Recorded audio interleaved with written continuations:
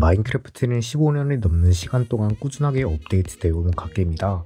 최근에 들어서면서 만게임이다 하지만 이렇게 긴 시간 동안 주기적이고 혁신적인 업데이트를 하는 게임은 없을 것이다.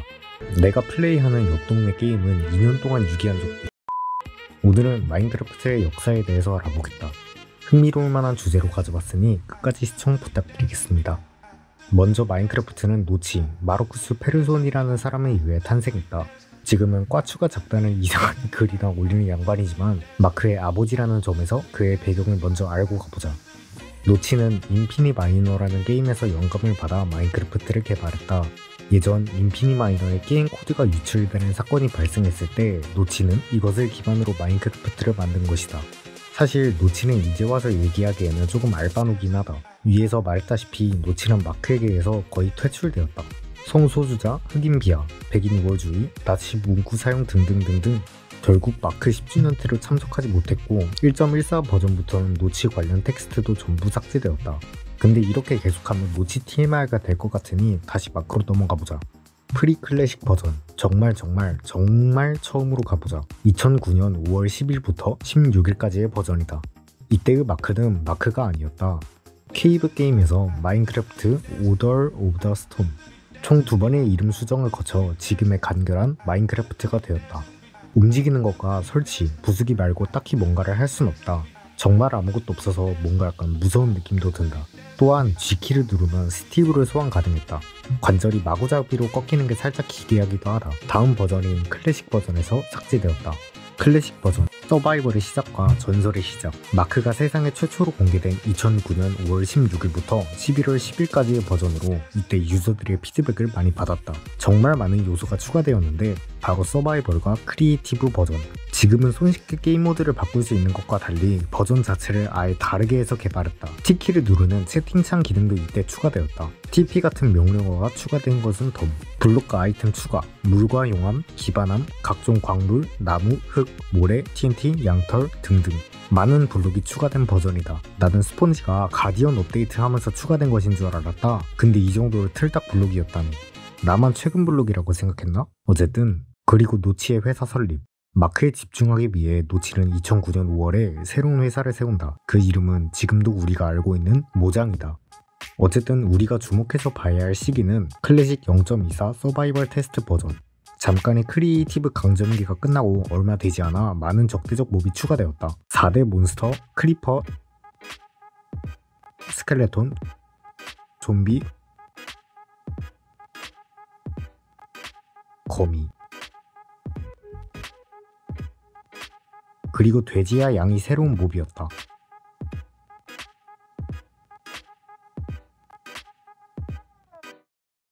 여기서 고인물이라면 알만한 돼지의 모델링이 오류가 나서 크리퍼가 되었다는 사실. 그리고 판금 갑옷을 입은 좀비와 스켈레톤이 있었는데 갑옷의 기능이 없다. 이는 외적인 면을 테스트하기 위해서만 잠깐 존재했던 갑옷이었다.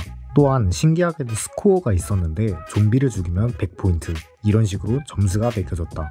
인데브 버전. 2009년 12월 23일부터 2010년 2월 23일까지의 개발 버전. 게임의 기초를 탄탄하게 다지는 시기. 여기서부터는 마크 TMI 영상을 본 사람이라면 알겠지만 유명한 게 조금씩 나온다. 리스폰 장소가 인데브 하우스이다. 버전에 따라 이끼 낀 조약돌과 나무 2개로 다르다. 집에는 상자가 보이는데 상자도 이때 추가된 것이다. 좀비가 엄청나게 커진 사이즈인 자이언트 버전도 있었다. 물론 지금도 존재하지만 이때는 AI가 있는 버전. 평화로움, 쉬움, 보통, 어려움 4단계 난이도 설정으로 이때 추가되었다. 또한 라나와 블랙 스티브 같은 지금의 마크답지 않은 신기한 몹이 있었다. 나중에 이 몹을 개발한 독이 마크에서 손을 떼면 삭제되었다.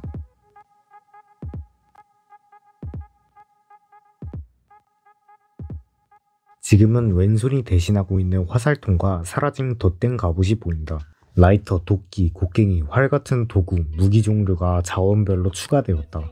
또한 라이터가 추가되면서 자연스럽게 불도 이때 처음 추가됐다. 지금의 레드스톤 역할을 하는 코그, 기어도 있었는데 벽에도 설치가 가능하다. 아니 근데 벽에다 설치하면 지금 레드스톤보다 더 좋은 거 아닌가? 그리고 농작 시스템이 등장했는데 이때 빵과 양털이 좀 창렬이었다. 자원블록도 필요한 자원이 9개가 아닌 4개였다. 물론 둘 다 얼마 안 가서 지금과 같은 조합법으로 바뀌었다. 화로와 돼지고기도 이때 추가되었다. 근데 조금 재밌는 게 안 구운 텍스처는 지금과 똑같지만 구운 텍스처는 소고기 텍스처이다. 지금 우리가 완전한 평지, 증폭 등을 설정할 수 있는 것처럼 이때 레벨 옵션이 처음 추가되었다. 여기서 플로팅 옵션이 가장 특이해서 한번 알아보자면 하늘 위쪽으로 섬이 생긴 모습이다. 공중에 떠있는 땅, 과연 어떤 차원을 향한 빌드업일까? 인프데브 버전 2010년 2월 27일부터 6월 30일까지의 개발 버전. 복잡한 게임성이 추가되는 시기이다. 이때 마크의 세계가 무한하게 넓어지기 시작한다. 기존의 512 사이즈에서 6400만 사이즈로 엄청나게 커졌다. 지형 생성에 대한 업데이트가 되면서 여러가지 버그도 있었다. 세계의 끝에 도달하면 지형 생성에 오류가 발생하면서 그 유명한 파랜드가 나타난다. 인프데브라는 이름은 인피니트 디벨롭먼트의 약자라고 하니 해당 업데이트는 무한한 세계가 핵심이라는 것을 알 수 있다. 블록으로는 계단, 표지판, 사다리, 문, 몬스터 스포너 등이 추가되었다. 던전도 이때 생긴 것이다. 마인카트와 레일이라는 최초의 탈것과 황금사과, 양동이, 안장이라는 아이템이 추가되었다. 또한 여기서 벽돌 피라미드와 흑요석 벽이 추가된다. 구조물 소환 테스트를 하기 위한 것으로 지금 보려면 크리에이티브 없이 걸어가면서 봐야 된다. 생 노가다니까 그냥 영상으로만 보자.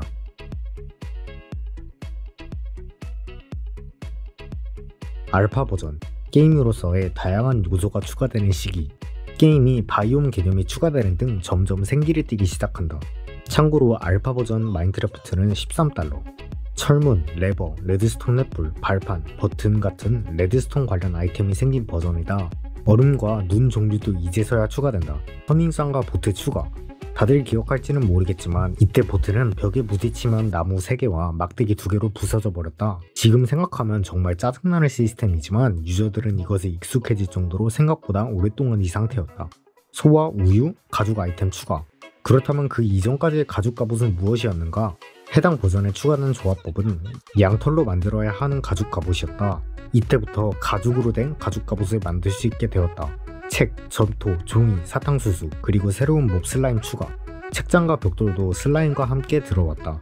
그리고 주크박스도 추가되었다.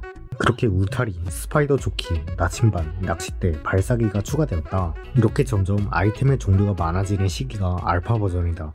현재와 같은 마크의 때깔이 점점 짙어진다. 그리고 이 시기쯤이면 빼놓을 수 없는 게임 내에서가 아니라 외에서 핫했던 바로 히로빈이다. 현재는 괴담으로서의 명맥은 완벽하게 끊어졌지만 아직까지도 역사상 가장 유명한 크리피파스타인 히로빈의 스크린샷은 전세계 유저들을 흥미와 공포에 몰아넣었다. 노치의 이복 동생에 관한 유명 유튜버가 괴담을 소재로 한 영상 등등 많은 것들이 결합되어 히로빈은 삽시간에 유명세를 탔다. 물론 지금은 주작이라는 것이 밝혀졌지만 나 어렸을 때만 해도 히로빈 얘기로 애들끼리 많이 떠들었던 기억이 난다. 알파 버전의 알파이자 오메가인 업데이트는 네더가 추가되었다. 몹은 가스트와 좀비 피그맨으로 단 2개. 지금은 피글린이라는 몹이지만 라떼는 이랬다. 진짜 영상 만들면서 라떼라는 소리가 한두 번 나오는 게 아니야. 이때 네더렉, 소울샌드, 발광석, 시계 등도 추가되었다. 피그맨이라는 게임 내부의 텍스트로만 존재했던 파일도 있었는데 지금의 주민의 능력을 가지려고 했지만 결국 추가되지 못한 채로 나중에 삭제되었다. 베타 버전 2010년 12월 10일부터 2011년 11월 12일까지의 업데이트 버전. 잡다한 다양성이 추가된 마지막 테스트 버전이다. 케이크, 그림, 쿠키, 번개 맞은 크리퍼, 파워레일, 감지레일, 거미줄, 도전 가져봐 낚시, 통기 기능 추가와 신규 몹, 늑대 등등 게임으로서의 다양성이 추가되었다. 도대체 공식 출시는 언제 하냐? 원래 역사가 깊은 게임일수록 더 갓게임인 법이다. 조금만 기다리자. 새롭게 추가된 침대는 밤이 무서웠던 유저들에게 혁신적인 블록이었다. 피스톤과 끈끈이 피스톤도 이때 추가되었다. 한 버전 동안만 잠깐 존재했던 빌더라는 AI를 가진 몹도 있었다. 스티브처럼 생겼고 게이밍 기기 엑스페리아 플레이의 일부를 만든다.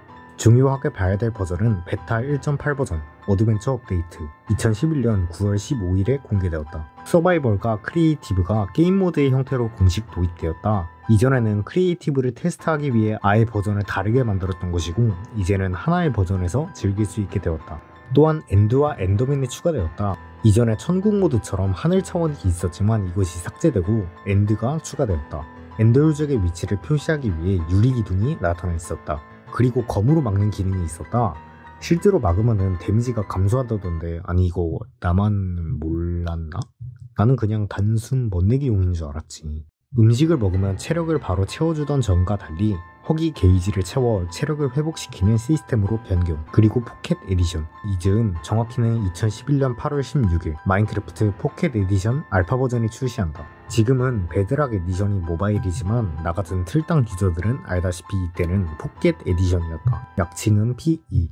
지금 우리들의 핸드폰은 그야말로 작은 컴퓨터이지만 이때만 해도 성능이 그렇게 좋지 않았다는 것을 기억해보자. 그에 따라서 맵의 크기도 엄청 한정되어 있었다. 255 블록으로 엄청나게 작다. 이때 APK 파일 형태로 복돌이 판을 쳤다. 정말 네이버에 마인크래프트 0.3.2 APK 무료 다운. 이렇게 치기만 해도 바로 나올 수준이었다. 나도 초등학교 2학년 때 그렇게 했으니까 모를 수가 없다. 그리고 PE 버전이 활성화되면서 플레이스토어에도 PE와 호환되는 앱들이 엄청나게 많았다.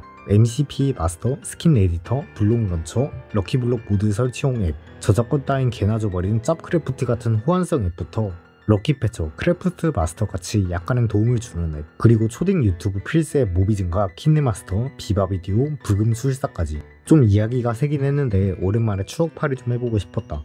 이 영상의 취지가 그것이기도 하니까. 어쨌든 핸드폰 사양 이슈로 포켓 에디션에서 네더를 불러올 수 없어서 네더 반응 코어라는 블록을 써서 네더 첨탑을 생성할 수 있었다. 물론 나중에는 폰의 성능이 좋아지면서 네더가 추가되긴 했지만 말이다. 여기까지가 마크 공식 출시 이전에 있었던 역사이다.